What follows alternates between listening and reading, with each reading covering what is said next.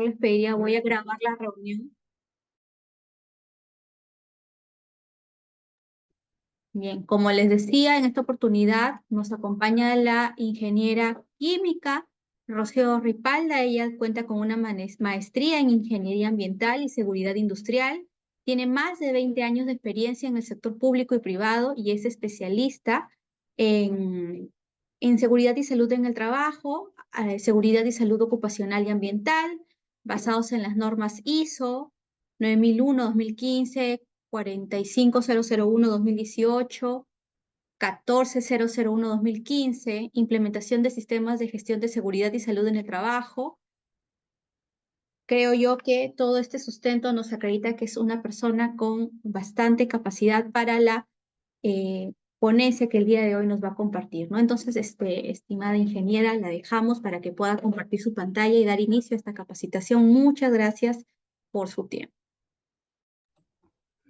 Muchas gracias, doctora María Luisa. Es un gusto saludarlos, queridos compañeros, el día de hoy y también felicitar por su participación, por querer de alguna manera mejorar el conocimiento en temas de seguridad y salud en el trabajo. Un tema bastante importante en nuestra carrera de inspectores, ¿no? Y un tema que muy probablemente sea una especialidad con la que no contamos todos los inspectores, ¿no? Mi propósito el día de hoy es ayudarlos a tener mayor conocimiento en temas de trabajos de alto riesgo. Específicamente, hoy día vamos a tratar el tema de trabajos en espacios confinados. La legislación, ¿no?, nacional ya ha establecido parámetros para la prevención de riesgos en estos trabajos de alto riesgo cuando se realizan en espacios confinados. Espero que, bueno, esto que les voy a compartir el día de hoy pueda servir de mucho para su vida profesional, para el desarrollo de sus inspecciones y para el examen que se nos viene. Voy a compartir la diapositiva.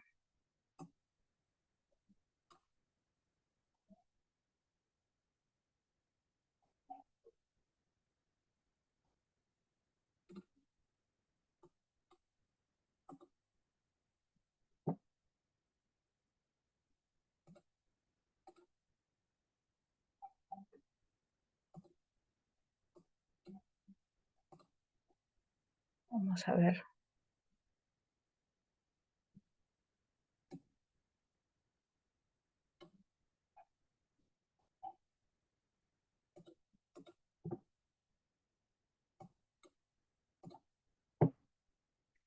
Share screen, ¿cierto? Y aquí está. A ver, por favor, me confirma si se puede ver la diapositiva. Sí, sí se visualiza. Perfecto. Voy a agrandarla entonces. Y vamos a iniciar entonces con el tema de hoy, que es un tema bastante técnico y específico en temas de seguridad y salud en el trabajo. Hablamos de los trabajos en espacios confinados, ¿no? Muchos de nosotros definitivamente nos vamos a basar en la normativa nacional vigente en este tema en particular. Y hablamos pues de la ley principal, que es la ley 29783, la ley de seguridad y salud en el trabajo, su reglamento, el decreto supremo 005-2012. Vamos también a basarnos en la legislación del sector minero, que es el decreto supremo 024-2016 CM, es el reglamento de seguridad y salud ocupacional en minería.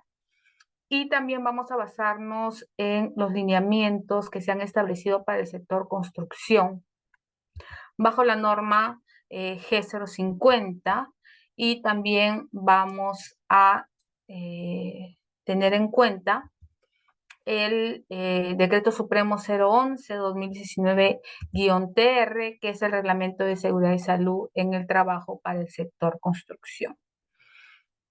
Estos son, digamos, los documentos normativos nacionales que se han establecido para los trabajos en espacios confinados. No obstante, nuestra legislación también nos permite mantener estándares internacionales, como por ejemplo las normas ISO 45001, ¿no? Que es una norma específica para seguridad y salud en el trabajo, u otras normativas que nosotros podamos revisar, ¿no? Para poder tener conocimiento respecto de la prevención de riesgos en trabajos de alto riesgo, específicamente en espacios confinados, ¿no? Quiero iniciar esta capacitación indicándoles o mencionándoles, ¿no? Un accidente mortal, ¿no? Un accidente mortal en un escenario que no parece ser un espacio confinado, pero que finalmente cobró una vida. Nuestro propósito como inspectores de trabajo en tema de seguridad, salud en el trabajo y accidentes mortales es básicamente identificar cuáles son las causas, ¿no? Que ocasionaron este accidente de trabajo y si estas causas tienen relación con incumplimientos normativos respecto al accidente que se puede presentar, ¿no? En este caso, hubo un accidente de trabajo en un espacio que no parece un espacio confinado, ¿no? Imagínense, una llanta, una llanta de un camión minero, ¿no? Obviamente esos camiones mineros son camiones gigantes, que sobrepasa obviamente la altura de una persona. ¿Qué es lo que pasó? Un técnico, ¿no? De reparación de neumáticos, tenía 21 años de edad, 7 meses de experiencia, falleció en una operación de oro de tajo abierto. La víctima trabajaba en el taller de reparación de un neumático de Enca. Estaba aplicando adhesivo en el interior del neumático y estaba completamente fuera de la línea de vista. Él no llevaba protección respiratoria. ¿Cómo pudo haber fallecido una persona reparando un neumático? ¿No? Nos preguntamos. Y es ahí donde viene justamente, ¿no? La investigación de este accidente, qué fue lo que pasó. El trabajador ingresó a la llanta, el trabajador identificó un problema dentro de la llanta, ¿no? Si se dan cuenta, este trabajador solamente cuenta con equipos básicos, tenía un casco y tenía unos lentes y no tenía nada más, probablemente zapatos de seguridad. No se dio cuenta que en el interior de este neumático se estaban acumulando gases tóxicos. ¿Cómo le llamamos a los gases tóxicos en términos de seguridad y salud en el trabajo? Atmósferas peligrosas. El trabajador inicia a reparar el neumático utilizando un adhesivo, un producto químico. Este adhesivo desprendía de alguna manera gases tóxicos, ¿no? Que unidos a los gases que ya estaban en el interior del neumático, ¿no? Crearon una atmósfera peligrosa. Este trabajador nunca se percató de esta atmósfera peligrosa en la que se encontraba realizando sus labores, ¿no? Muy probablemente, que es lo que se indica en el análisis de causas de este accidente, que es un accidente real, es que no se había monitoreado la atmósfera dentro del lugar donde el trabajador iba a realizar la reparación. Finalmente, esta atmósfera peligrosa terminó asfixiando al trabajador, culminando en un accidente mortal. Es aquí donde, ¿no? La gran mayoría de esto ocurrió en una unidad minera, unidades mineras, inician, ¿no? Inician con mayor rigor la prevención de riesgos en los llamados espacios confinados, ¿no? Dicho esto y habiendo pues recreado un accidente de trabajo en un neumático, ¿no? Que muy probablemente nosotros no nos imaginábamos que eso podía considerarse un espacio confinado, vamos a verificar las definiciones de nuestra normativa. Yo con esta capacitación, ¿no? Quiero de alguna manera profundizar y ahondar aquellas definiciones, ¿no? Aquellos requisitos que están en la normativa que podrían en algún momento venirnos de repente como una pregunta dentro de los exámenes que vamos a realizar, ¿no? Para nuestro ascenso.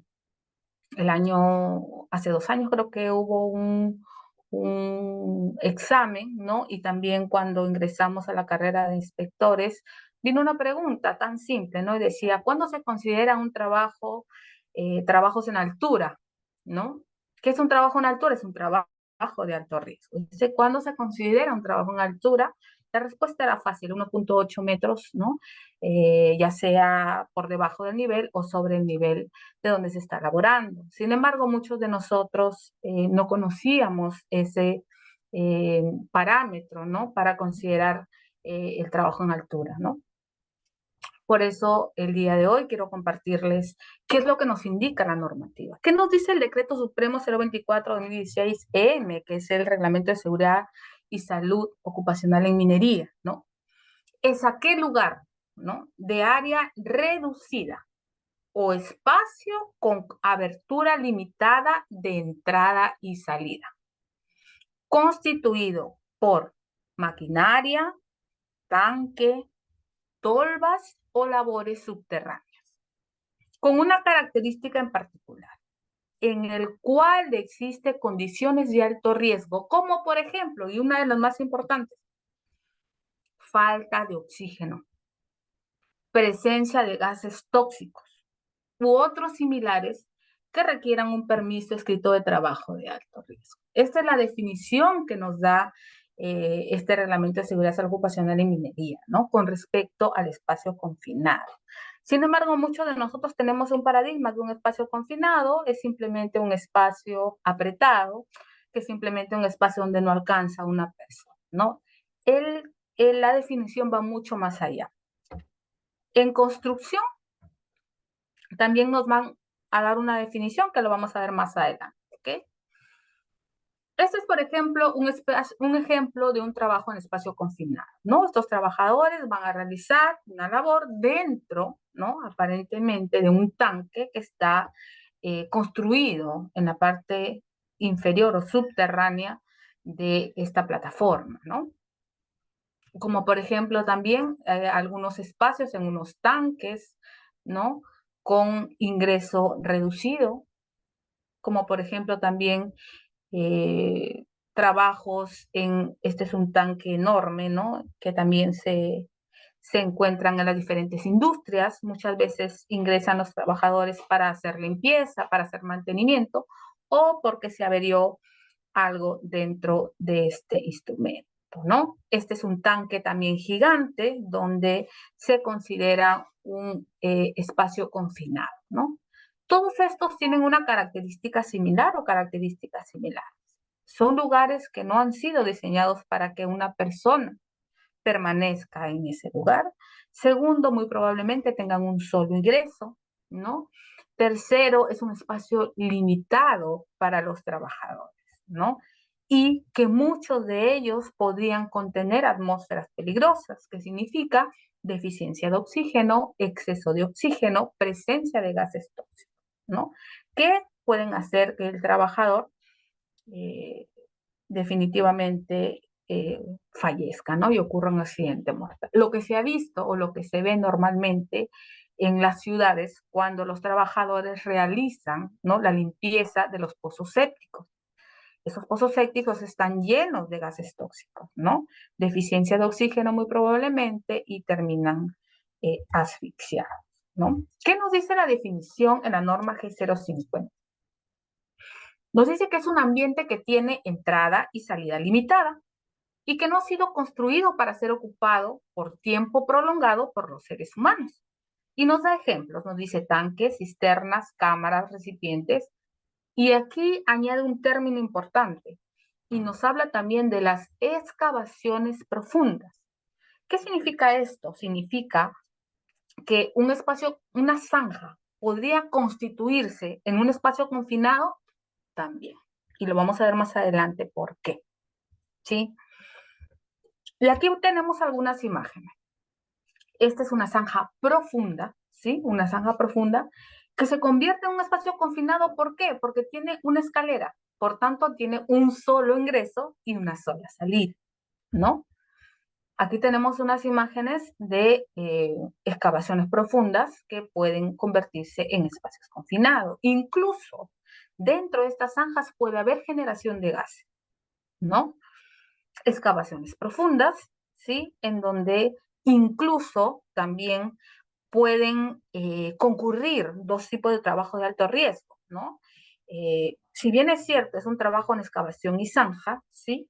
También concurre el trabajo de alto riesgo en espacio confinado, ¿sí? Y también puede concurrir el trabajo en altura, ¿no? Por la profundidad.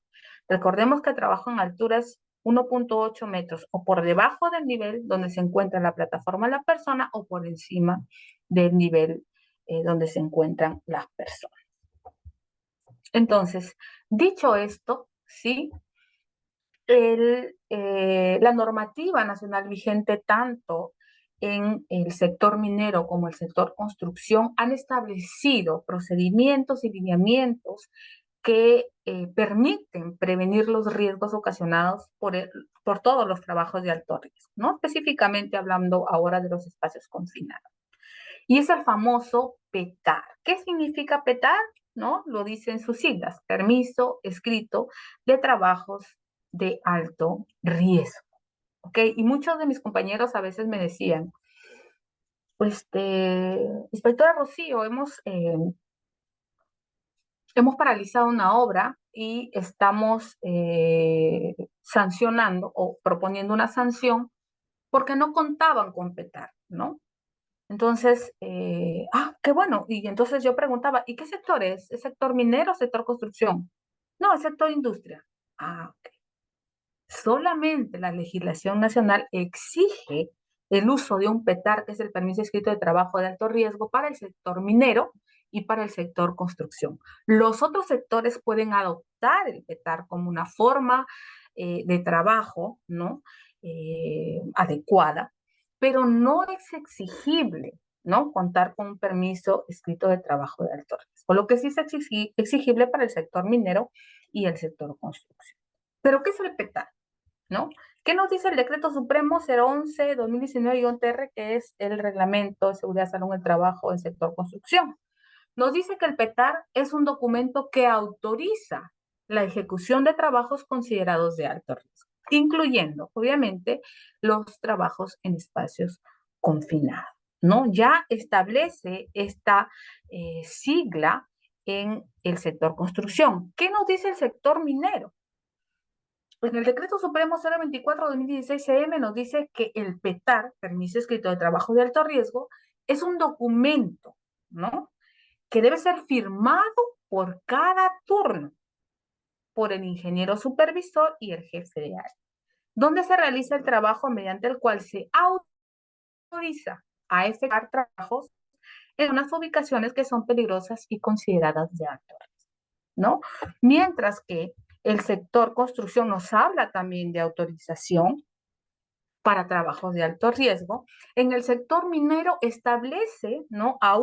Tiene un estándar mayor y dice que este documento tiene que estar firmado por el ingeniero supervisor y por el jefe de área, ¿no? Para realizar estos trabajos de alto riesgo. Entonces nosotros como inspectores, ¿qué tenemos que hacer? Vamos al sector minero, al sector construcción, inmediatamente estamos viendo un trabajo de alto riesgo, lo primero que voy a pedir yo, muéstreme su permiso escrito de trabajo de alto riesgo.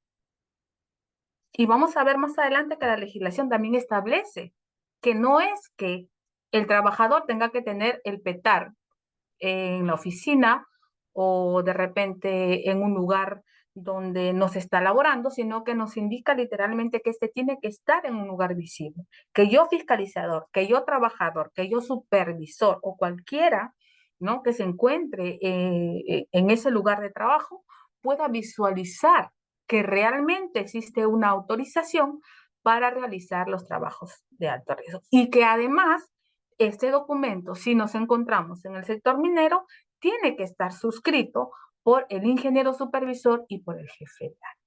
Eso es lo que nos indica la legislación.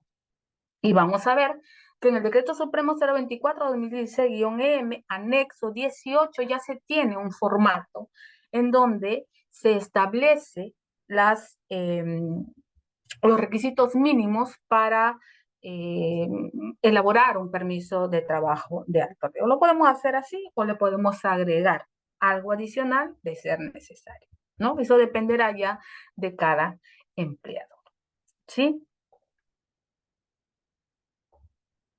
Muy bien. Estoy retrocediendo, creo. Ok, muy bien.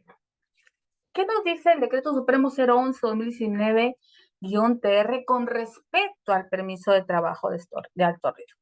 Nos define que es un PETAR, ¿no? Que es un permiso escrito de trabajo de alto riesgo, ¿no?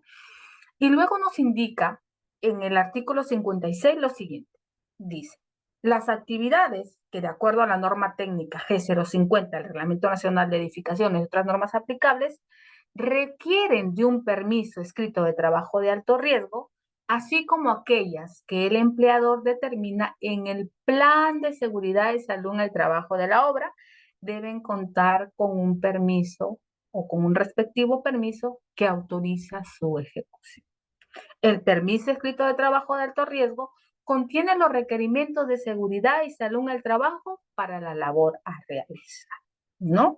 Ya está establecido en el Decreto Supremo 011-2019 que debe contener este permiso de trabajo de alto riesgo, ¿no? En el 56.3 nos dice lo siguiente. El permiso escrito de trabajo de alto riesgo es llenado, completado, suscrito, ¿no? Con asesoría del o la jefe o prevencionista de riesgos y debe ser suscrito por el responsable de la ejecución de la actividad. Es decir, el encargado del Servicio de Seguridad y Salud en el Trabajo y el que hace la supervisión constante de la actividad que se está realizando. Desde ya les digo que ya se ha establecido también en esta legislación que todos los trabajos de alto riesgo tienen que tener supervisión constante, que no es igual a supervisión efectiva. La supervisión efectiva básicamente abarca a toda la gestión de seguridad y salud en el trabajo, valga decirse, documentación, procedimientos de trabajo, roles de trabajo, en general, ¿no? ¿Cómo superviso yo toda la actividad en general? Pero la supervisión constante, que no es igual a la efectiva, ahí sí es aquella persona que permanece en el lugar de trabajo supervisando que no pase nada, que no haya ningún problema con los trabajos que se están realizando y sobre todo que los trabajadores no estén expuestos a riesgos que puedan generar un accidente, ¿no? ¿Qué nos dice el artículo 56.4? Desde el inicio hasta el final de la labor, el permiso escrito de trabajo de alto riesgo es colocado en un lugar visible. Posteriormente, este debe ser entregado al o la jefe o prevencionista de riesgos para su archivo. Entonces, yo, inspector, voy a una área, ¿no? Donde están realizando trabajos de construcción, ¿no? Solicito dónde se encuentra ubicado o dónde se encuentra colocado el permiso escrito de trabajo de alto riesgo. No, que lo tengo guardado en un folder. Ah, no está exhibido, es un incumplimiento legal, ¿no? Y si me indican, no, este trabajo ya culminó, lo tenemos guardado, archivado dentro de nuestro file. Ah, correcto. Pero si ya culminó, ya no tiene que estar en un lugar visible. Tiene que estar, eso sí, a disposición del inspector, ¿no? Y tiene que ser archivado de manera correcta. Ya sabemos que los documentos del Sistema de Gestión de Seguridad y Salud en el Trabajo tienen que estar guardados como mínimo por 5 años, ¿no? Entonces, eso es con respecto al permiso de trabajo de alto riesgo. Y miren, quiero detenerme un poquito aquí porque muchos también tenemos ese paradigma, ¿no? Ya hablábamos del PETAR que muchos de los inspectores, ¿no? Obviamente por desconocimiento, solicitaban el PETAR a otros sectores que no fuera minería y eh, que no fuera construcción, ¿no? Y hay otro término que es el ATS, el análisis de trabajo seguro, ¿no? Que está descrito tanto para el sector minero como para el sector construcción también, ¿no? Pero entonces también los inspectores a veces me consultaban y me decían, eh, voy a proponer también sanción porque no me presentaron el ATS. Ok, perfecto, no le presentaron el ATS. Sí, no me presentaron el ATS y es obligación contar con el análisis de trabajo de seguro, con el análisis de trabajo seguro, ¿no? Quiero detenerme aquí para decirles que el ATS, ¿sí? Es un documento que solamente se ejecuta, ¿no? O se realiza cuando no se han establecido procedimientos de trabajo. Esto quiere decir que generalmente, que no es siempre, se utiliza para aquellos trabajos que no son rutinarios. Yo normalmente tengo una empresa, ¿no? Un taller de mantenimiento de neumáticos, pero por ahí voy a hacer un mantenimiento de techo de mi taller. Ok, ¿esta es una actividad rutinaria? No, es una actividad no rutinaria, no es parte del core de mi negocio, pero hay que repararlo. Ok, ¿cuenta con un procedimiento escrito de trabajo? Sí, cuento con un procedimiento escrito de trabajo para ese trabajo no rutinario. Perfecto, es un estándar alto. ¿Necesita ATS? No. Muy bien, entonces estoy dentro del sector minero, ¿no? Estoy trabajando en el taller de neumáticos y es una actividad no rutinaria, muy bien, pero no cuento con procedimiento escrito de trabajo. Eso quiere decir que los riesgos a los cuales están expuestos los trabajadores no han sido identificados. Por tanto, tampoco hay controles establecidos para esos riesgos. ¿Qué tengo que hacer? Yo, supervisor, asegurarme primero de que los trabajadores identifiquen los peligros, evalúen los riesgos y los conozcan, y luego que los controlen. Para eso utilizo esta herramienta de gestión que se llama un ATS. Solo se utiliza cuando no se han establecido procedimientos escritos de trabajo, ¿no? Eso para que lo tengan en cuenta, porque también he escuchado a muchas personas que lo solicitan habiendo, ¿no? Ya un procedimiento escrito de trabajo, lo que no constituiría pues un incumplimiento legal. Bien, dicho esto, ¿no? Vamos a comentar ahora que en el Decreto Supremo 024/2016, Reglamento de Seguridad y Salud Ocupacional en Minería, que ha sido modificado por el 023/2017M, ¿no? No en todo, pero en algunos eh, artículos, ¿no?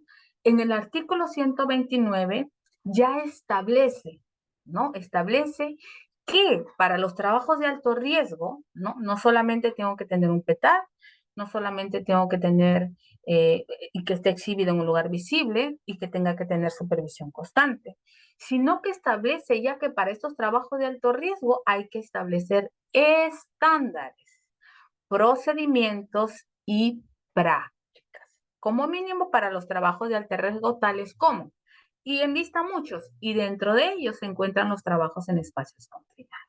Entonces yo, inspector, estoy en toda la autoridad para poder solicitar, ¿no? Ya sea en el sector minero o construcción, ok, permítame sujetar. ¿Dónde está exhibido? Que esté exhibido en un lugar visible. Muy bien, ahora sí permítame sus estándares, procedimientos, prácticas o instructivos para realizar este trabajo de alto riesgo.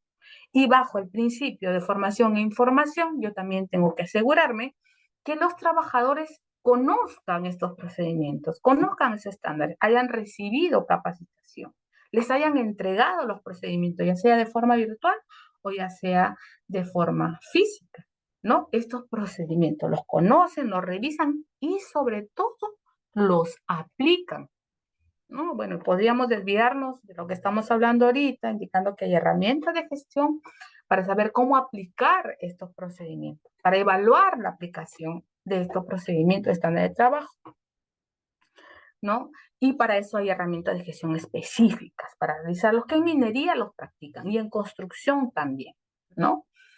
Y bueno, en lista varios otros trabajos de alto riesgo con los que les es exigible justamente el establecimiento de estándares y procedimientos de trabajo.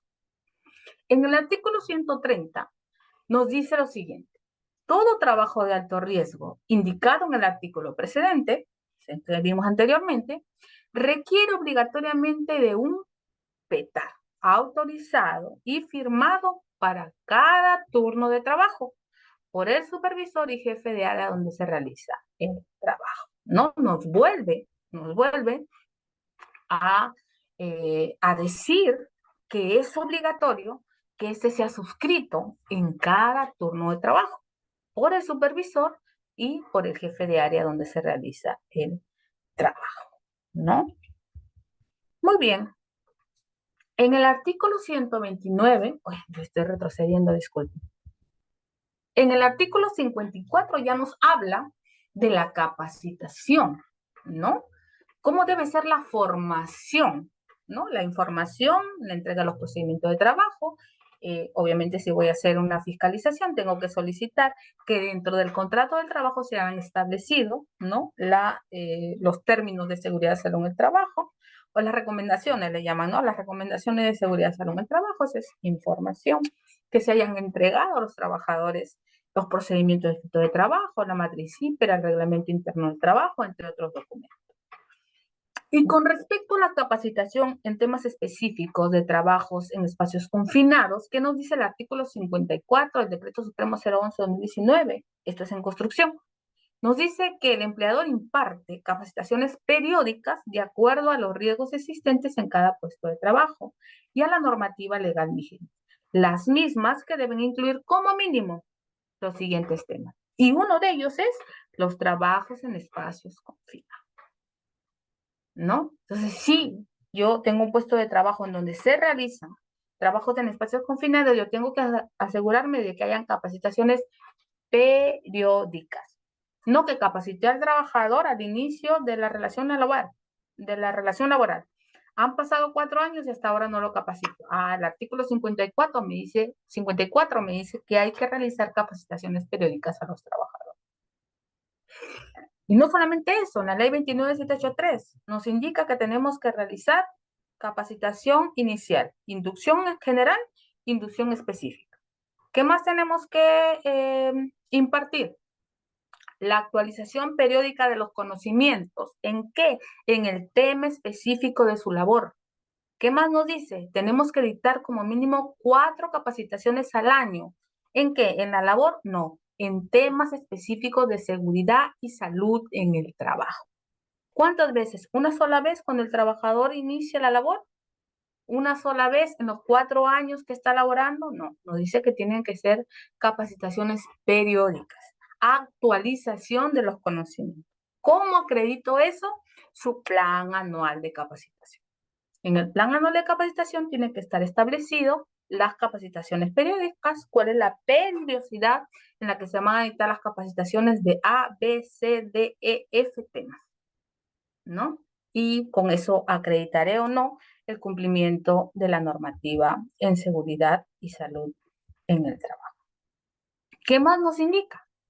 ¿No? En el Decreto Supremo 024, que es en el Reglamento de Minería, en el artículo 75, nos dice, la capacitación debe incluir, además de los aspectos considerados en el anexo 6 y en lo que corresponda de acuerdo a la determinación que realice el titular de la actividad minera, tomando en consideración el puesto de trabajo y la per se, lo siguiente. Y en el punto 6 nos habla nuevamente de trabajos en espacios confinados, ¿no? Entonces, incumplimientos con respecto a formación en capacitación en espacios confinados, ¿no? Lo podemos encontrar en estos sectores, ¿no? Y normativa la estamos mostrando en estos momentos, ¿no? ¿Qué más nos indica en este artículo, que es el artículo 75? Nos dice además, debe entregarse una constancia de capacitación al finalizar cada curso, la que tiene validez dentro del año de capacitación. Mira, aquí ya le pone un candado. Esta capacitación que tú se la diste en el año 2024 solamente tiene validez para ese año, ¿no? De enero 2024 a enero 2025 o a diciembre 2025, ¿no? Bueno, según cuando sea la fecha, ¿no?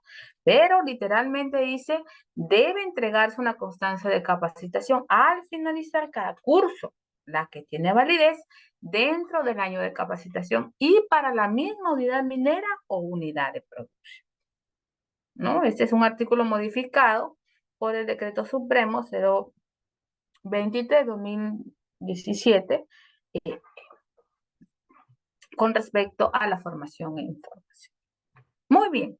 La G050, ¿qué nos dice con respecto a la formación, ¿no? De los trabajadores en trabajos de alto riesgo?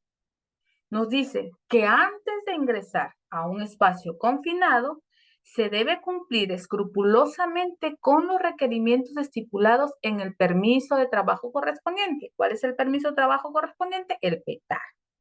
Se debe instruir al trabajador para la toma de conciencia de los riesgos y su prevención. Entonces, yo tengo que solicitar al empleador que acredite que realmente ha instruido al trabajador en la toma de conciencia de los riesgos y su prevención en temas específicos de espacios confinados. Obviamente que es para aquellos trabajadores que realizan esas labores, ¿no? Y que dentro de su puesto de trabajo está establecida la realización de trabajos en espacios confinados. Muy bien. El Decreto Supremo 024 en el artículo 132, ¿sí? Ya nos habla de algunos lineamientos específicos que debemos tener en cuenta, ¿no? ¿Qué prevención? ¿Cómo debemos hacer la prevención de los trabajos en estos espacios confinados que muchas veces cobran vida, ¿no?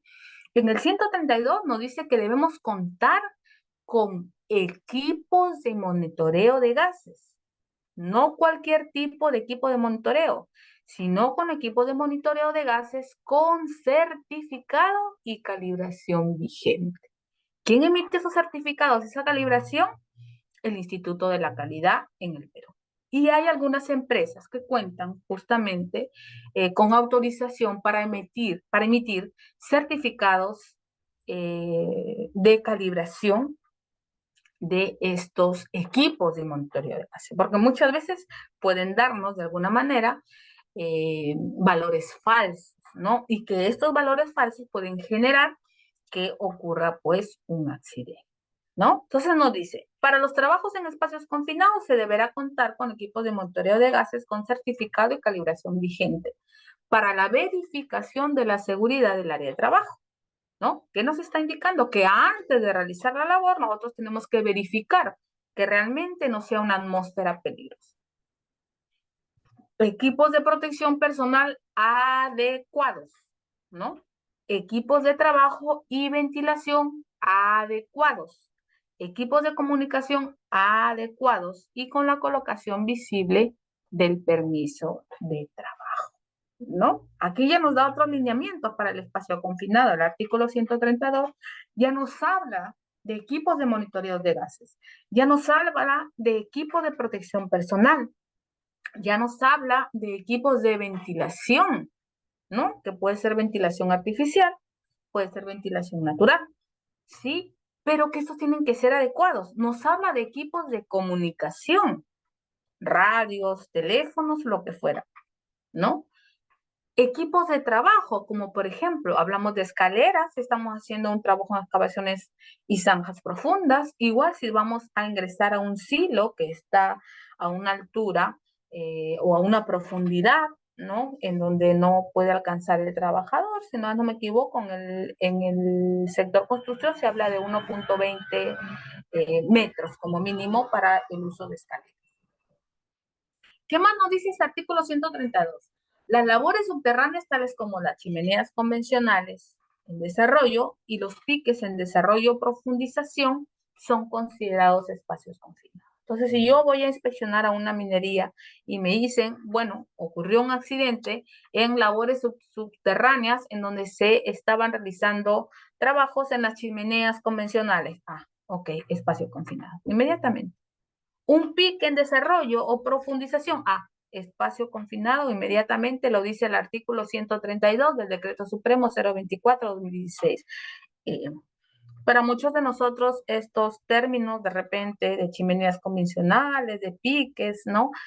Van a ser un poco difíciles de entender, sin embargo, esto tiene mucho que ver con los términos mineros, ¿no? Mineros no es necesario tampoco conocerlos, simplemente con que veamos de que en la descripción del accidente habla de chimeneas convencionales, habla de piques en desarrollo o de profundización, es decir, que se está excavando mucho más el socavón, entonces hablamos de espacios confinados, ¿no?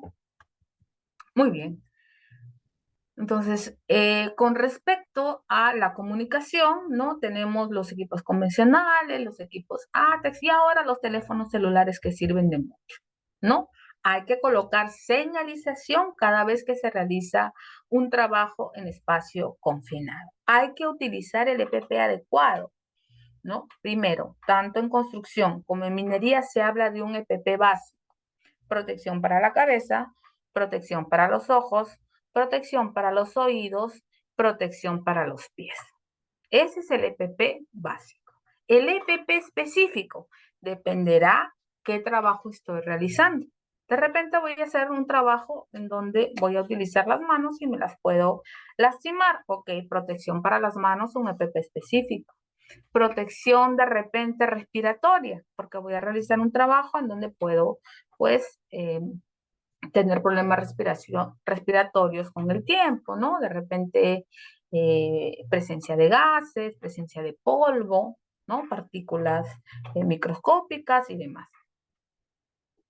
Puedo tener también como, por ejemplo, un EPP específico, el uso de los arnés de cuerpo entero. Es un equipo de protección personal, pero específico para los trabajos en altura, ¿no? Puedo tener un EPP específico, de repente la indumentaria de cuero que se utiliza para los trabajos con soldadura o trabajos de oxicor, ¿no?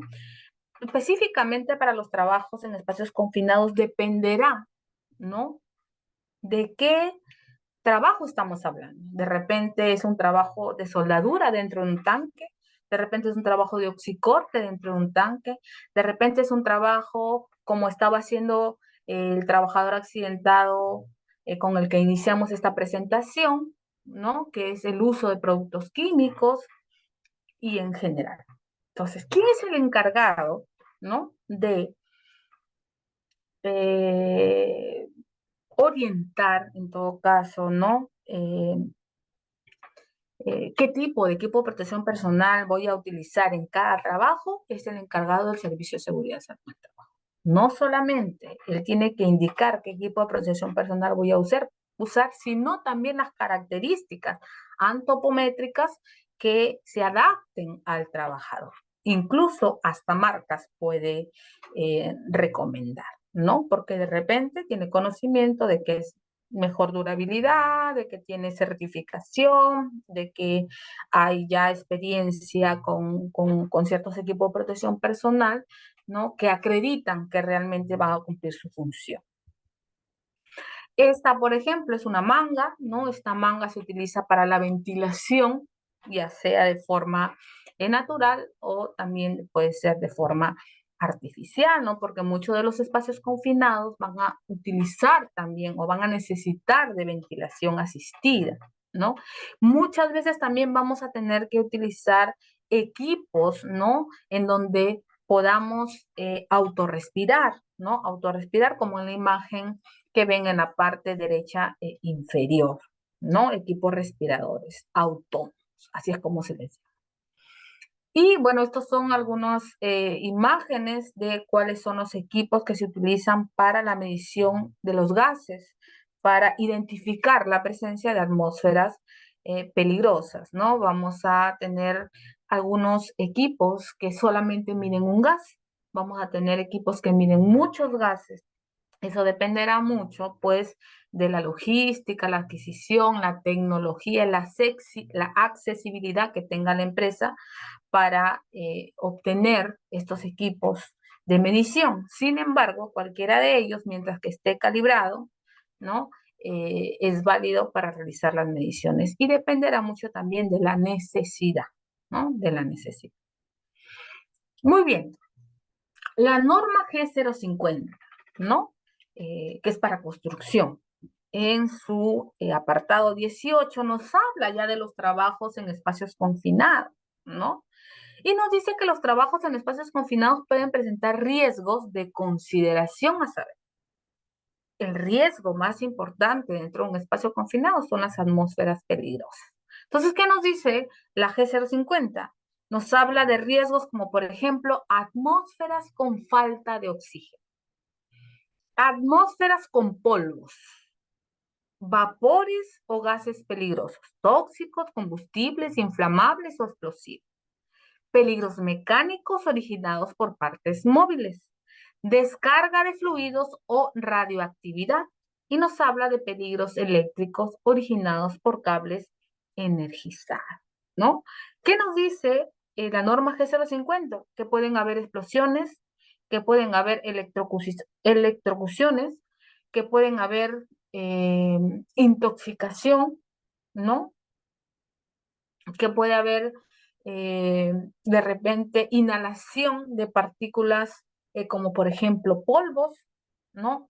Entre otras, ¿no? Eso nos indica la norma G050 como los riesgos más importantes, ¿no? Algunos de los riesgos se pueden encontrar en espacios confinados.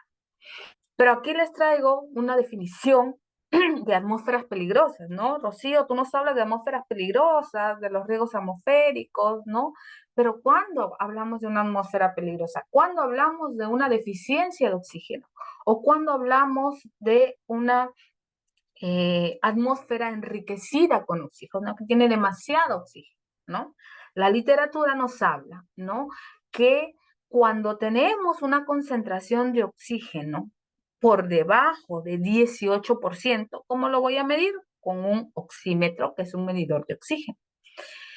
Nos indica, ¿no?, que hay una deficiencia de oxígeno. Y una atmósfera enriquecida con oxígeno es aquella que contiene más de 23.5% de oxígeno por volumen. La legislación nos pone, si más no me equivoco, un parámetro de entre 19 y 22%, ¿no? Obviamente que está muy, pero muy acorde con lo que indica la literatura en cuanto a la definición de atmósferas peligrosas, ya sea deficiencia de oxígeno o atmósfera enriquecida con oxígeno. Ambas, ¿no?, son atmósferas peligrosas. ¿Qué pasa con una atmósfera deficiente de oxígeno? La literatura nos dice que el aire normalmente contiene una concentración de oxígeno del 20.8%, ¿no? En atmósferas deficientes de oxígeno, el oxígeno que soporta la vida puede ser desplazado por otros gases. Cuando hay deficiencia de oxígeno, se crea un ambiente no propicio para que el oxígeno sea desplazado por otros gases, ¿no? Incluso en las reacciones químicas se combinan algunos gases con el oxígeno y generan pues dióxido de carbono, por tanto disminuyen aún más la cantidad de oxígeno. Es el caso de cuando hay presencia de monóxido de carbono. El monóxido de carbono es CO y el dióxido de carbono es CO2. El monóxido de carbono, como es CO, necesita de un oxígeno más para ser estable. Entonces, ¿qué hace? Retira el oxígeno de la atmósfera y genera un compuesto más estable, que es el dióxido de carbono. ¿Y qué va a pasar en esa atmósfera? Se vuelve a una atmósfera más peligrosa porque cada vez va a haber mayor deficiencia de oxígeno y mayor generación de dióxido de carbono, ¿no? Entonces nos dice, en atmósferas deficientes de oxígeno, el oxígeno que soporta la vida puede ser desplazado por otros gases, como por ejemplo el dióxido de carbono, dando como resultado atmósferas potencialmente peligrosas o fatales cuando se inhalan. Pero ¿qué pasa, Rocío, con cuando existe exceso de oxígeno? Permíteme un ratito que voy a conectar mi laptop que se está apagando.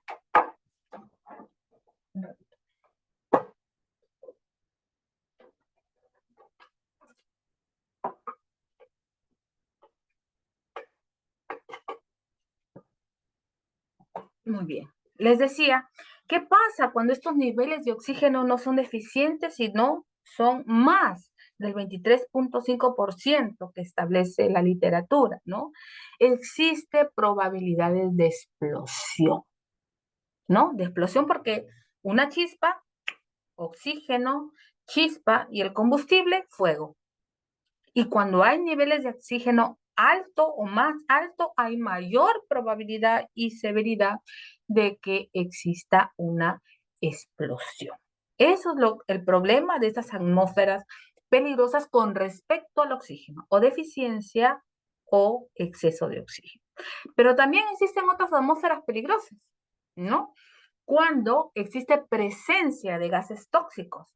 Y aquí les he enlistado algunos gases como el ácido sulfídrico, el monóxido de carbono, el dióxido de azufre, el dióxido de nitrógeno, el amoníaco, el cloro, el ácido cianhídrico, el dióxido de cloro. Estos son algunos de los ejemplos de gases tóxicos que pueden generar una atmósfera peligrosa. Entonces, ¿qué tiene que hacer el empleador? ¿No? Tiene que prevenir, ¿no? Prevenir la existencia de estos gases, o por lo menos monitorear que no existan estos gases en una atmósfera donde van a realizar labores eh, eh, bajo el esquema de un trabajo de alto riesgo en espacio confinado. ¿No? Eso es básicamente, ¿no? Pero este es un poco más técnico, ¿no? Me quería centrar básicamente en lo que indica la legislación y cómo nosotros como inspectores podemos primero realizar una buena investigación de un accidente o de repente realizar una buena inspección con respecto a las condiciones de seguridad en trabajos de alto riesgo, ¿no? ¿Qué nos dice la norma G050 al respecto? ¿No? El 18 nos dice se considera espacio confinado, ¿sí? A tanques, ¿no? Ya nos da ejemplos de cuáles pueden ser estos espacios confinados. Tanques, cisternas, cámaras, recipientes y nos habla de excavaciones profundas. Y en general dice, a cualquier recinto cerrado que tiene entrada y salida limitada. Una entrada y la misma entrada es la salida y que no ha sido construido para ser ocupado por un tiempo prolongado por los seres humanos. Eso es lo que nos dice la norma G050. ¿Qué más nos dice la G050? Habíamos hablado anteriormente de la legislación en minería. Ahora estamos hablando de la legislación en construcción, que es muy parecido. De hecho, si yo me quiero poner en la posición de empleador, ¿no? Estoy en el sector construcción, sector minería, construcción que realiza labores en minería, yo elegiría siempre el estándar mayor o más alto, ¿no? Para evitar cualquier cuestionamiento. ¿Qué más nos dice? Nos dice que todo trabajo a realizarse dentro de un espacio confinado requerirá, ya lo habíamos hablado, de un permiso de entrada de espacio confinado, el cual ya nos habla de colocarse en forma visible en un lugar donde se esté realizando la labor. En general, el permiso tendrá validez como máximo por turno de trabajo, ¿no? Similar a lo que nos decía el reglamento de minería, ¿no? Según sea el caso.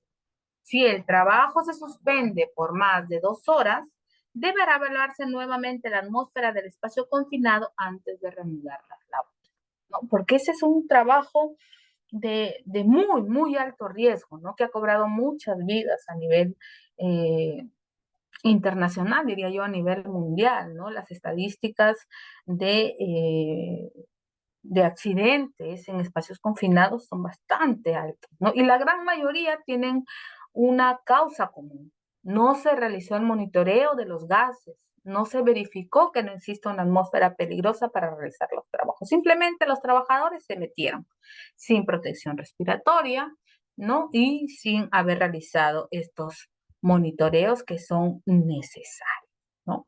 En minería, el 024-2016 CM, ¿qué nos dice? El artículo 380.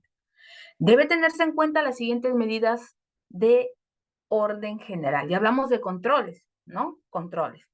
Ningún trabajador, dice, laborará dentro de un tanque, cisterna o tanques de almacenamiento y similares si previamente no se ha verificado que esté libre de sustancias tóxicas, asfixiantes o explosivas y se hayan atendido los requisitos para los espacios confinados, ¿no? Entonces, aquí también nos está exigiendo en el artículo 380 que previamente hay que hacer un monitoreo de gases antes de insertarnos dentro de un espacio confinado. Aquí hay un tema importante, ¿no? Diremos nosotros ya, pues, me meto en un espacio confinado o me pongo un respirador. Los respiradores no son para espacios confinados. Los respiradores tenemos dos para gases y tenemos para polvo, ¿no? Esos que nos dan a nosotros que tienen unos circulitos color rosado fuerte, intenso, esos son para polvos, que son de forma circular. Y los otros que tienen una forma media piramidal son para gases, ¿no? Pero eso se pueden utilizar para espacios confinados. La G050 nos dice lo siguiente, 13.6, protección respiratoria. No se permite el uso de respiradores en espacios confinados por posible deficiencia de oxígeno o atmósfera contaminada. Se debe utilizar línea de aire o equipos de respiración autocontenidos. Es decir, una ventilación, ¿no? Porque hay equipos de ventilación para un lugar en espacio confinado o en todo caso como buzos, ¿no? Un tanque de oxígeno con un respirador de cara completa. Eso es lo que establece la normativa y eso es lo que se debe realizar en un espacio confinado, tener en cuenta como mínimo para un espacio confinado. Aquí está. Las normas G050 ya nos da los parámetros, ¿no? No se emitirá un permiso de entrada de espacio confinado si no se ha confirmado la existencia de una atmósfera segura. Monitoreo. Para lo cual se consideran los siguientes niveles. Aquí nos dice el porcentaje de oxígeno de aire entre 19 y 22%. Contaminantes tóxicos debajo de los límites máximos permisibles de exposición y existen tablas internacionales para verificar cuáles son los límites máximos permisibles. Gases o vapores inflamables, 0% del límite inferior de inflamabilidad, ¿no?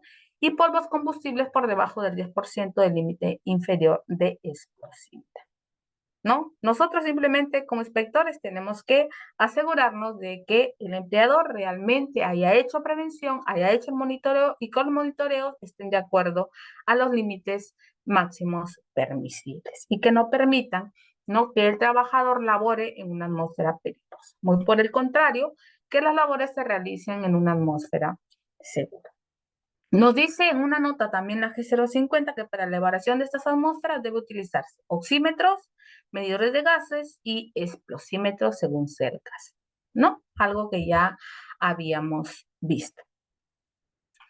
¿Qué más nos indica la G050, no? Que en un espacio confinado hay que tener en cuenta el fuego, la oxidación, los procesos que consumen oxígeno, ¿no? O los procesos que pueden originar atmósferas con deficiencias del mismo, la aplicación de pinturas, lacas y similares que puedan producir atmósferas inflamables. ¿Quién lo va a ver eso? El encargado del Servicio de Seguridad y Salud en el Trabajo. Él va a determinar cuáles van a ser los parámetros en los que se va a tener que realizar las labores. ¿Quién más va a determinar eso? Los procedimientos escritos de trabajo, los instructivos de trabajo y la legislación nacional e internacional. Los trabajos, ¿no?, de oxicorte. ¿Cuáles son los de oxicorte? Cuando se corta con candela, ¿no? Cortamos fierros, ¿no?, material muy duro con candela. Los trabajos de soldadura, ¿no?, ya sea por gas o soldadura eléctrica, dentro de un espacio confinado, deben realizarse con cilindros, máquinas de soldar ubicados fuera del recinto cerrado.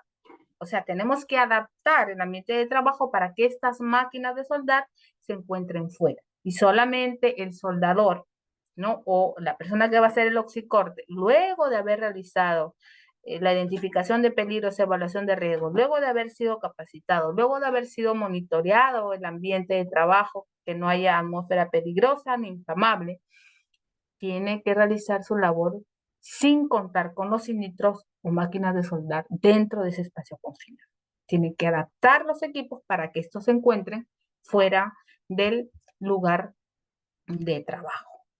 Aquí hay un tema importante, ¿no?, que muchos de nosotros no lo tenemos en cuenta. Todo trabajo de alto riesgo debe contar con un plan de emergencia. ¿Qué pasa si hay un trabajo en altura? El trabajador cae, yo tengo que tener un plan de emergencia para rescatarlo inmediatamente, porque la intolerancia ortostática va a hacer que este trabajador, a pesar de que cayó y fue detenido por el arnés de grupo entero, igual tenga un daño. Siendo el espacio confinado, los trabajos en espacio confinado, un trabajo de alto riesgo, también debe contar con un plan de emergencia, ¿no?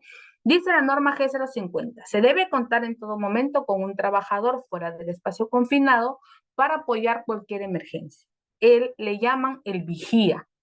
Todo el tiempo tiene que haber una persona fuera del espacio confinado para que llame, busque, pida auxilio, incluso debe estar preparado para atender la emergencia, ¿no? Muchas veces hemos visto que han habido accidentes de trabajo en donde un trabajador ingresa a un espacio confinado, se gasea, así es como se dice cotidianamente, se gasea, probablemente muera y el otro trabajador quiere rescatarlo, pero ingresa nuevamente sin equipo de protección personal y sin saber cómo rescatar al trabajador. Muere el segundo, ingresa un tercero a querer eh, eh, auxiliar a sus dos compañeros y termina nuevamente accidentado, ¿no? Y eso se ha visto muchas veces, incluso a nivel nacional, ¿no? ¿Qué más nos dice la norma G050? Si existe el riesgo de atmósfera peligrosa, los trabajadores dentro del espacio confinado deben usar arnés de seguridad enganchado a una cuerda de rescate que conecte con el exterior. Asimismo, debe contar con un equipo de respiración autónoma para usarse en caso sea necesario el rescate de un trabajador. ¿Qué nos habla en este punto la norma G050? Lo que les decía al principio, pueden darse a la vez la concurrencia de 2 o 3 trabajos de alto riesgo al mismo tiempo. Trabajos en espacio confinado con trabajos en altura. Por tanto, yo debo tener la prevención de riesgo para los dos trabajos. En este caso, si trabajo en altura, no solamente el arnés de seguridad, sino también tengo que ver la línea de vida y todo lo que corresponde a la prevención de riesgos en trabajos en altura y todo lo que corresponde a la prevención de riesgos en trabajos en espacios confinados. No, siempre se recomienda el uso de la respiración autónoma, nunca un respirador de los cuales normalmente se utiliza en otro tipo de trabajo. Aquí el 024-2016 EM nos habla ya de señalización, entonces yo soy un fiscalizador, ya sé, petar, monitoreo de gases, capacitación, procedimientos, señalización del área de trabajo, ¿no? ¿Qué nos indica en el artículo 128? Los letreros referidos en el artículo precedente deberán ser colocados en puntos visibles y estratégicos de las áreas de alto riesgo identificados, indicando el número de teléfono del responsable del área correspondiente, ¿no? Eso nos indica, ya nos habla de señalización. ¿Cuáles son los espacios confinados más frecuentes según la G050? Cisternas y pozos, alcantarillas, sótanos y desvanes, cubas y depósitos, reactores químicos, furgones, arquetas subterráneas, túneles, conductos de aire acondicionado, galerías de servicios, pozos, silos. ¿Es lo único? No. Todo aquel que calce con la definición de lugar, ¿no? Espacio confinado, que tenga una entrada a ingreso limitado, que no haya sido diseñado para que el trabajador eh, ingrese. Entre los motivos de acceso más frecuentes tenemos, realmente se realizan trabajos en espacios confinados cuando se realizan trabajos de construcción, de reparación, de limpieza, de pintura, de inspección y de rescate, ¿no? Eso nos dice la norma. Y aquí, ¿no? Aquí un tema muy importante, ¿no? Porque muchas veces estamos revisando de repente un accidente de trabajo en una zanja y de repente lo queremos tomar como un trabajo de alto riesgo de excavaciones y zanjas, cuando realmente ya este trabajo de excavaciones y zanjas es considerado un espacio confinado. ¿Qué nos dice el artículo 23? Cuando hubiera personal trabajando en excavaciones y zanjas, perdón, excavaciones circulares o rectangulares definidas como espacios confinados, se le deberá proporcionar un medio seguro de entrada y salida conforme a los procedimientos para espacios confinados. ¿Cuál es este medio seguro de entrada y salida? Escaleras, ya sean escaleras fijas construidas en la misma zanja o ya sean escaleras portátiles o movibles, ¿no? Que tienen que estar certificadas, que no tienen que ser hechizas y tienen que contar con una serie de requisitos para que puedan ser utilizadas en trabajos, ¿no? Incluso podríamos hablar ahí de un trabajo en altura y proporcionarle al trabajador un arnés de cuerpo entero que de repente tenga doble línea de vida y pueda, pues, utilizarla para bajar en una escalera, ¿no? Aquí les he ilustrado, ¿no? Básicamente, qué es lo que nos indica la normativa, ¿no? Para que ustedes puedan más o menos imaginarse cómo es un trabajo en espacios confinados cuando existe una excavación, ¿no? Hay que tener un permiso de trabajo. ¿Qué más nos indica? Nos indica que las escaleras tienen que ser aseguradas y tienen que estar sobresaliendo como mínimo 1 metro. Eso lo dice también la legislación, pero no hablando de excavaciones y no estamos hablando de espacios minados. Podríamos hablar de excavaciones y zanjas y sería otro mundo, ¿no? Con el tema de apuntalamiento, sostenimiento de taludes y demás. En fin, nos habla también que en las zanjas hay que tener los pases peatonales, ¿no? Hay que apilar el material a una distancia mínima. En minería nos habla de si la zanja mide 1 metro, a la mitad de lo que tiene la profundidad de la zanja. En construcción nos habla de un mínimo de 1.8 metros, ¿no? Pero eso ya es un tema de excavaciones y zanjas. Señalización del área de trabajo, ¿no? Y también la distancia en la que deben transitar los equipos o vehículos móviles, ¿no? Aquí les he preparado otra imagen en donde nos indica cómo debe ser un espacio confinado en excavaciones, ¿no? Debe contar con aislamiento y señalización, debe contar con escaleras, tiene que tener señalización del prohibido el ingreso de personas no autorizadas, cuidado de advertencia, espacio confinado o excavación profunda, escaleras no certificadas, la distancia en donde se tiene que apilar el material, ¿no? Aquí dice distancia mínima la mitad de la profundidad, ese según el reglamento de minería. Y bueno, el uso de explosímetros y otros medidores de gases y el uso de los equipos de protección personal. Estamos culminando este conversatorio, esta capacitación, ¿no? Como fiscalizadores, ¿no? Ya como inspectores, el Decreto Supremo 024/2016 CM en el artículo 22 nos da facultades. Y nos dice, los funcionarios y los fiscalizadores, inspectores autorizados podrán disponer la paralización temporal o definitiva del área de trabajo en la que exista una condición de alto riesgo no controlada o un inminente riesgo de accidente grave. Y aquí podríamos hablar de paralización de áreas de trabajo, paralización de centros de labores, cómo se realiza la identificación de peligros, evaluación de riesgo para determinar qué es un riesgo grave inminente, cuándo se considera, cuándo no, cómo debe actuar el inspector, en fin, ¿no? Pero ya el Decreto Supremo 024/2016 CM nos autoriza, ¿no?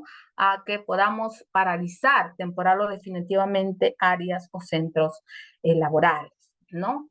¿Qué más nos indica el artículo 38? Es obligación del supervisor, pero aquí estamos hablando ya de la persona, ¿no? Que es supervisor del área de trabajo, de la supervisión en sí. Tiene la obligación de paralizar las operaciones o labores de situaciones de alto riesgo hasta que se haya eliminado o minimizado dichas situaciones riesgosas. ¿Qué significa eso? Que es responsabilidad de él indicar cuándo se inician las labores, imponer la presencia permanente de un supervisor en las labores mineras de alto riesgo de acuerdo a la evaluación de riesgo. Ya estamos hablando de una supervisión constante, lo que hablábamos anteriormente. Muchas gracias a todos por escucharme. Yo espero que esto poquito que puedo haber conversado el día de hoy con ustedes realmente les sirva para su vida profesional y en general para ustedes, ¿no? Recuerden que el éxito depende del esfuerzo, el sacrificio de hoy es el éxito del mañana y el esfuerzo continuo, incansable y persistente ganarán. Muchos éxitos y mucha suerte en su examen de ascenso, ¿no? Y mucha suerte en general para su desarrollo profesional. Yo te agradezco, María Luisa, y a Ruth y a Carol, ¿no? Que me han convocado de alguna manera para esta capacitación. Para mí es bastante agradable hacer esto y espero haberlo servido. Muchas gracias. Muchas gracias, ingeniera Rocío. Me parece que hay consultas del público que nos está acompañando en esta jornada, entonces dejamos el micro abierto para que nos expresen sus interrogantes. Sí, quedo a la espera de sus interrogantes cuando gusten. Hola Rocío, ¿qué tal? Te saluda Mayra. Bueno, Hola, primero Mayra. agradecerte por la exposición, ha estado muy clara en realidad y muy didáctica. Yo tenía unas consultas, unas dudas que me habían quedado. Tú mencionabas que, bueno, antes de de que se emita, ¿no? Se autorice el trabajo a través del PETAR, tiene que haber una evaluación del espacio en donde se va a llevar a cabo el trabajo, ¿no? Por ejemplo, el tema de verificar los niveles de oxígeno, ¿no? Entonces mi pregunta es, esa evaluación previa que se hace del espacio confinado, ¿en qué documento tendríamos, o sea, queda constancia para nosotros poder solicitarlo? Y si ese documento tiene que estar anexado al PETAR o es un informe independiente. ¿Y quién lo emite? ¿Por quién debería estar firmado? No sé si está eso establecido. Luego también tenía la duda si existía algún lineamiento, no se encuentra establecido en alguna normativa el tiempo máximo por el cual el trabajador puede estar en un espacio confinado, porque tú mencionabas que si el trabajo se suspende 2 horas, tiene que haber una nueva evaluación, ¿no? Los niveles de oxígeno. Pero mi pregunta es, por ejemplo, ¿qué pasa si el trabajador está ya en el espacio confinado, no sé, ya 5 horas continuas? ¿Cómo ellos detectan que los niveles de oxígeno no han variado en ese periodo, ¿no? Entonces, no sé si había un lineamiento, un procedimiento en cuanto a ello para hacer una evaluación de los niveles de oxígeno y de los gases durante el trabajo, ¿no? Durante la permanencia del trabajador en el espacio confinado y si hay un tiempo máximo que el trabajador puede estar, ¿no? En esa zona. Esas eran principalmente mis dudas. Gracias, Mayra. Con respecto a la primera pregunta, la tengo clara, ¿no? Eh, lo que indica el PETAR, así como cuando hablamos de los registros del Sistema de Gestión de Seguridad y Salud en el Trabajo, es lo mínimo que debe contener ese formato. De hecho, tú lo primero que tienes que solicitar es el permiso escrito de trabajo de alto riesgo. La legislación no indica dónde tienes que escribir, dónde tienes que colocar, si tiene que estar dentro del PETAR o no. Muchas empresas, para facilitar su trabajo, incluyen en su permiso escrito de trabajo de alto riesgo los valores de los monitoreos, lo incluyen. Sin embargo, no es obligatorio, pero sí es obligatorio tener un registro de estos monitoreos. Si los tienen anexados al PETAR, a buena hora. Si los tienen como un registro adicional, no hay ningún problema. La idea es que tengan un documento en el cual acrediten ellos que han realizado o han registrado sus monitoreos de los gases, ¿no? Entonces, incluso si es virtual, porque la ley te exige que el PETAR tiene que estar visible, pero el PETAR tiene límites, ¿no? No tiene todos los parámetros que se necesita, sobre todo en un espacio confinado que es un trabajo un poco más tedioso, ¿no? Donde hay que hacer mayor prevención y más monitoreos. Espero haber respondido a tu pregunta. No es obligatorio que esté en el PETAR, puede estar en cualquier otro documento virtual o físico, pero el empleador sí tiene que acreditar haber realizado esos monitoreos. ¿Cómo? Ya es cuestión de ellos, ¿no? A nosotros, ¿qué nos importa? Que ellos acrediten de alguna manera y que obviamente sea evidencia objetiva, ¿no? Que yo pueda realmente asegurar que eso sucedió y que eso pasó. Con respecto a la segunda pregunta, ¿no? No indica la legislación cuánto tiempo va a permanecer el trabajador en un espacio confinado. Sin embargo, para eso existen los procedimientos escritos de trabajo. Muy probablemente el empleador tenga que haber establecido, ¿no? Que cuánto tiempo puede permanecer. Obvio que tampoco es obligatorio, pero eso sí es un estándar importante. Y aparte, con respecto a los monitoreos, lo que se recomienda, más no se exige a través de legislación, es que los monitoreos sean constantes. Según la legislación, indica que luego de 2 horas. Entonces, si queremos interpretar lo que dice la legislación, mínimo cada 2 horas tendríamos que estar monitoreando el lugar de trabajo. Pero eso puede estar o no establecido dentro del procedimiento de trabajo. Espero haber respondido a tu pregunta, Mayra, ¿no? Gracias más bien por la pregunta, bastante interesante. Gracias, Rocío, me quedan muy claros esos puntos. Muchas gracias. No sé si alguien más de los participantes tiene alguna consulta que plantear. bien sea en el chat o levantando la mano, como la compañera que nos ha antecedido. Rocío, disculpa, me olvidé de preguntarte. Me quedó la duda en la interpretación. Respecto de las capacitaciones, de la constancia de capacitación, ¿dónde? Espera, lo perdí. Ya decía que la validez era válida la constancia de capacitación dentro del Todo el año. año. Ujú. Ya, ahora mi pregunta es, por ejemplo, si yo recibí la capacitación en agosto de 2024, ¿vence en diciembre de 2024, o sea, dentro del año en que la recibí, No, no, no. o El hasta, año, digamos, el año julio, cuenta, julio de 2025 sería? Si la el recibí año en cuenta agosto. 360 días. Si yo lo recibí el 1 de enero del Ah, ya. 2024, Por esto un año culminará entonces. el 31 de diciembre. Ya, lo había ¿Sí? malinterpretado. Ya, perfecto, amigo. Muchas Ujú. gracias. Por favor, si hubiera alguna otra consulta, pueden hacerlo en este momento.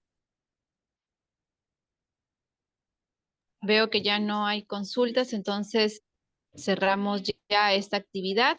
Agradeciendo nuevamente a la magíster Rocío Ripalda, quien es inspectora y sobre todo especialista en seguridad y salud en el trabajo. Este ha sido un tema muy importante el día de hoy y que también nosotros desde el Swiss UNAFIL mostramos nuestra preocupación, nuestro interés para que cada uno de nuestros afiliados estén capacitados y preparados en el próximo examen de ascenso, que sabemos lo harán muy bien. Así que muchas gracias y la siguiente semana tenemos también nuevamente a un especialista en seguridad y salud en el trabajo y vamos a hablar sobre el tema del comité y seguridad. Así que los esperamos también a cada uno de ustedes. Que tengan una bonita noche. Muchas gracias, magíster Rocío Ripalda. Gracias, Carol. Hasta luego, compañeros. Buenas noches. Gracias, Rocío. Hasta luego. Luego Hasta luego, compañero.